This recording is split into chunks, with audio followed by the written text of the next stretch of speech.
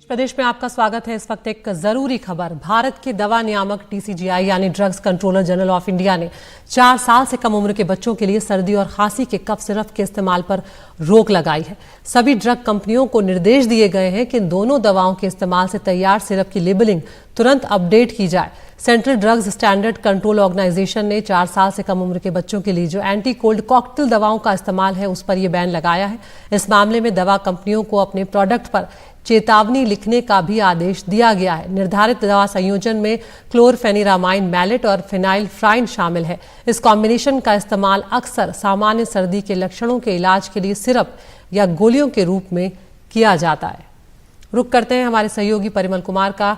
परिमल, ये महत्वपूर्ण जानकारी है क्योंकि हम जानते हैं कि यहाँ पर जिस तरह का मौसम चल रहा है, बहुत सारे परिजन ऐसे होंगे जो अपने बच्चों को कफ सिरप दे रहे होंगे, जो डॉक्टरों ने कहे होंगे, और कई बार कोई ऐसे तबके भी हैं हम जानते हैं हमारे देश में कि जो बहुत ज़्यादा शिक्षित नहीं है, तो वो सिर्फ दुकानदार से ही दवाएं खरीद कर लाकर अपने बच्चों को दे देते हैं।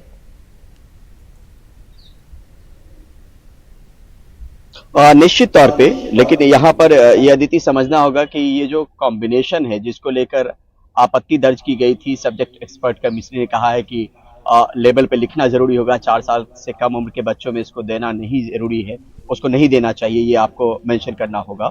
ये बेसिकली जो CDSCO में जो टॉप ऑफिशियल सोर्सेस हैं उन्होंने ये कहा है कि फार्माको विजिलेंस ऑफ इंडिया का एक प्रोग्राम है जिसके तहत इस तरह की कॉम्बिनेशन और दवाइयों को लेकर फैसला लिया जाता है, और खासतौर पे फैसला तब लिया जाता है जब एडवर्स इफेक्ट को लेकर दवाई से अगर कोई उसका दुष्प्रभाव पड़ रहा हो, तो उसको लेकर समय समय पर जब हमारे पास एक जरिया है, एक पोर्टल बना हुआ है जिसपे शिकायत आती है, तो शिकायत आने के बाद इस तरह के फैसले लिए जाते हैं, जिसमें ये अगर आपको बताएं कि एडवर्स ड्रग रिएक्शन रिपोर्टिंग को लेकर एक बाकायदा फॉर्म होता है, और उस फॉर्म में नर्सेज हों, डॉक्टर्स हों, हॉस्पिटल्स हों, किसी पर्टिकुलर दवाई को लेकर अगर दिक्कत उनको आ रही है तो वो रिपोर्ट कर सकते हैं, और इसमें डेथ है, लाइफ थ्रेटनिंग की बात है, हॉस्पिटलाइजेशन की बात है दवाई देने के बाद, डिसेबिलिटी की बात है, तो इस तरह की दिक्कतों को लेकर वो इस फॉर्म में जाके लिख सकते हैं। और हमारे सोर्स ये कह रहे हैं कि उसके बाद ही ये फैसला लिया गया है, जब इस तरह की शिकायतें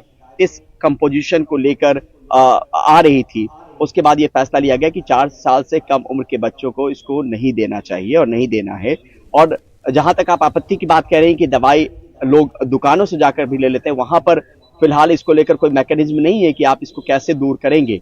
लेकिन जहां तक बात हेल्थ प्रोफेशनल्स की है तो या दवा कंपनियों की है, तो वहां पर ये जरूर सुनिश्चित करने की कोशिश की गई है कि इस कंपोजिशन का इस्तेमाल जो है वो न किया जाए या उस पर लिखा जाए। बिल्कुल बिल्कुल परिमल, जिस कॉम्बिनेशन की बात अभी आप भी जानकारी दे रहे थे उसको किस तरह से समझा जाए, क्योंकि ये साधारण नहीं है आपके और हमारे जैसे लोगों के लिए। ऐसे में जब ये बात कही जा रही है इस इतनी बड़ी ऑर्गेनाइजेशन की तरफ से जो दवा नियामक है हमारे देश के लिए, तो ऐसे में यहाँ पर ये जो क्लोरोफेनिरामाइन मैलेट और फिनाइलफ्राइन है, इसको लेकर क्या समझ एक बनाई जाए, और जब बच्चों को सर्दी जुकाम हो रहा है तो फिर क्या किया जाए, ये भी थोड़ा समझाएं। क्या कहना है इस मामले में डॉक्टरों का?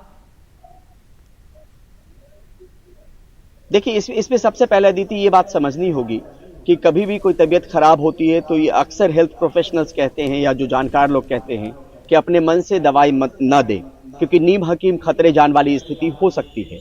और यहाँ पर सीधे तौर पर ये जो आदेश आया है वो आदेश फार्मा कंपनियों को लेकर है, वो जानकारी उन हेल्थ प्रोफेशनल्स को लेकर है, प्रैक्टिशनर्स को लेकर है, जिनको इनकी समझ है, और खासतौर पर पेडियाट्रिक्स के जो एक्सपर्ट होते हैं, जो बाल रोग विशेषज्ञ होते हैं, उनकी समझ पैदा करने वाली है।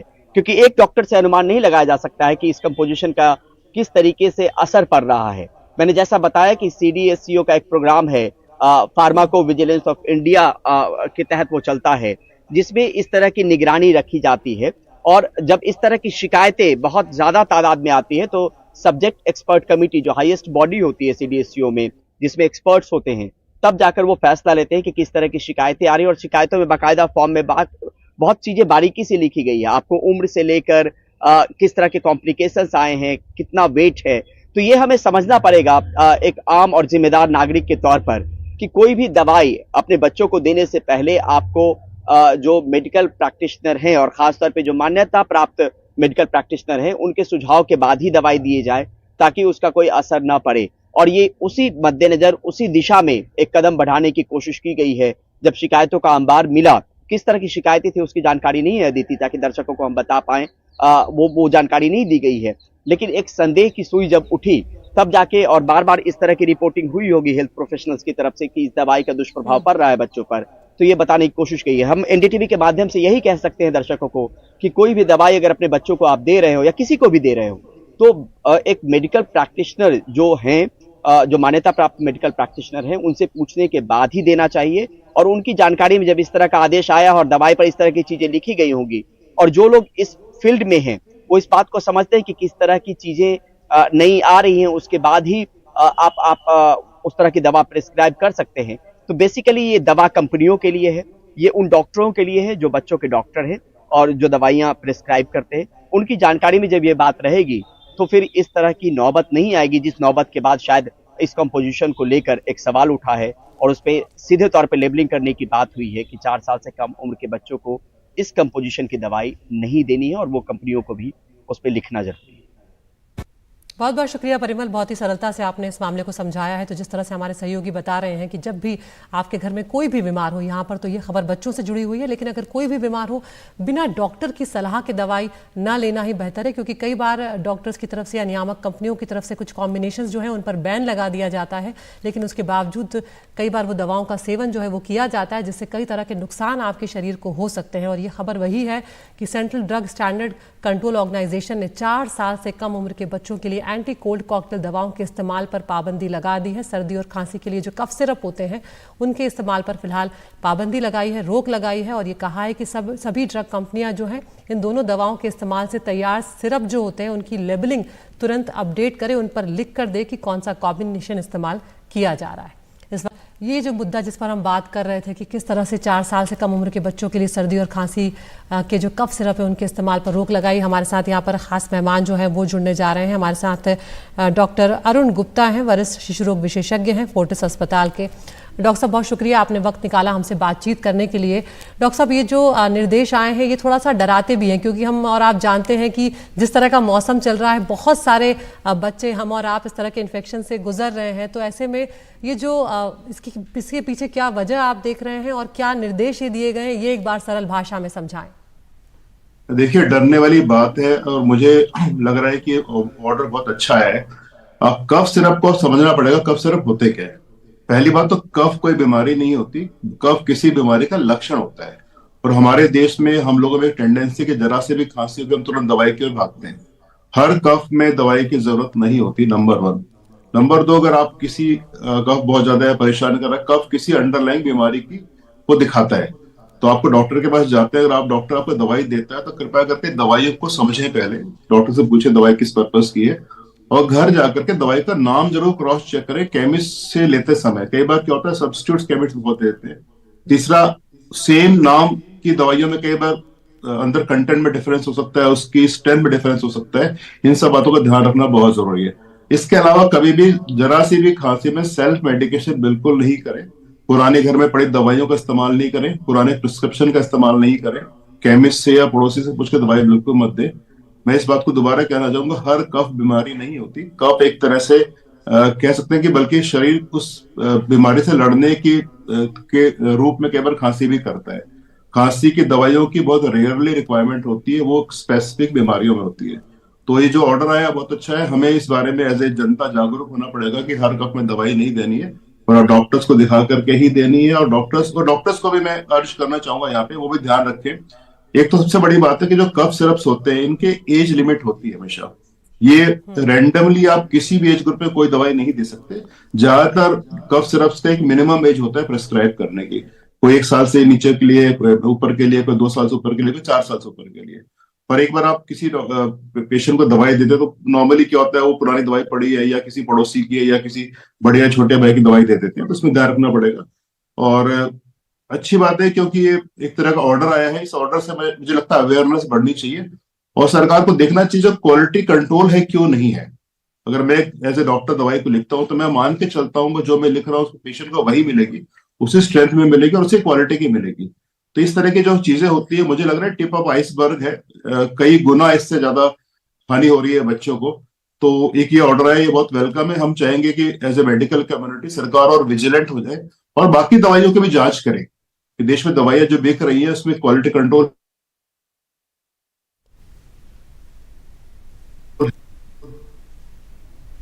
बिल्कुल डॉक्टर साहब, यहाँ पर एक चीज़ और यहाँ पर समझना चाहेंगे, क्योंकि एक कॉम्बिनेशन की बात यहाँ पर कही गई है कि क्लोरफेनिरामाइन, मैलेट और फिनाइलफ्राइन जो है वो अगर शामिल है तो उसका खास तौर से इस्तेमाल जो है सर्दी के लक्षणों के इलाज के लिए कफ सिरप या गोलियों के रूप में किया जाता है। तो ये जो इस वक्त गाइडलाइंस आई है, इसका मतलब क्या ये है कि 4 साल से कम उम्र के बच्चों को किसी भी तरह का कफ सिरप या कफ को ठीक करने के लिए जो दवाइयाँ हैं वो नहीं दी जानी है इस वक्त? पहली बात तो मैं कहता हूँ ये जो एक कफ सिरप वर्ड को हटा देना चाहिए।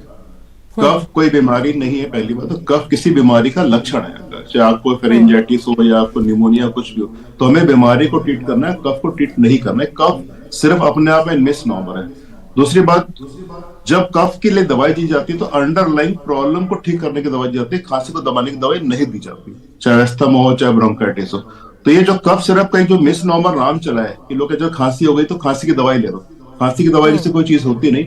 अब ये जो क्लोरफेनिरामाइन, मैलिएट है, फिनाइलेफ्रिन है, या डेक्स्ट्रोमेथार्पन है, या सैल्बुटामॉल है, या टर्बेटालिन है, इस तरह के सैकड़ों सॉल्ट मार्केट में मिल जाते हैं और ये मार्केट में वेरियस कॉम्बिनेशन में मिल जाते हैं। कई बार ये कॉम्बिनेशन बहुत इरेशनल होते हैं, कई बार इनकी डोजेज एक्यूरेट नहीं होती और इनको घर में सिरप पड़े होते हैं, आप 1 चम्मच पिला दी, 2 चम्मच पिला दी अंदाजे से।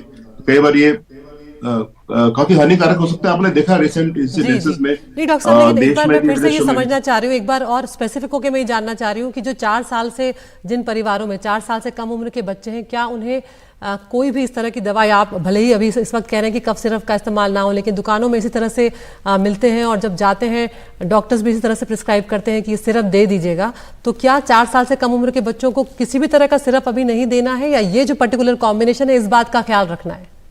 देखिए, जिस तरह का इस कॉम्बिनेशन की बात हो रही है, क्लोरफेनिरामाइन, मैलिएट की बात हो रही है, फिनाइलेफ्रिन, बीच में आप कहते हैं डेक्स्ट्रोमेथार्पन को लेकर के काफी इशू चले थे।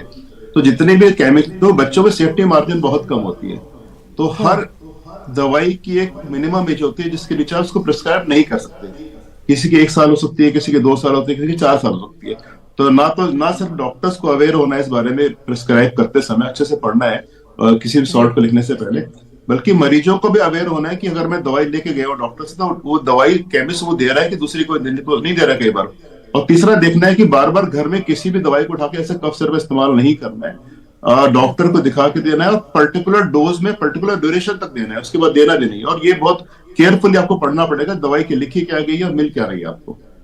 जी बिल्कुल, बहुत बहुत शुक्रिया डॉक्टर साहब इस तमाम जानकारी के लिए। आप हमसे जुड़े तो यहाँ पर ख़ास तौर से डॉक्टर साहब जो कह रहे हैं कि कफ कोई बीमारी नहीं होती है, उससे जुड़ी हुई कुछ दिक्कतें होती हैं तो उन्हें ठीक यहाँ पर किया जाता है। तो कफ को बीमारी ना समझे, और फिलहाल जिस बात का ध्यान रखने के लिए कहा जा रहा है, एक जो पर्टिकुलर कॉम्बिनेशन है उस बारे में आप ज़रूर जब दवा लेने जाएँ अपने डॉक्टर से बात करें, और जो डॉक्टर प्रिस्क्राइब कर रहे हैं वही दवा जो है आपको केमिस्ट की दुकान से मिले, ये बात आप सुनिश्चित ज़रूर करें।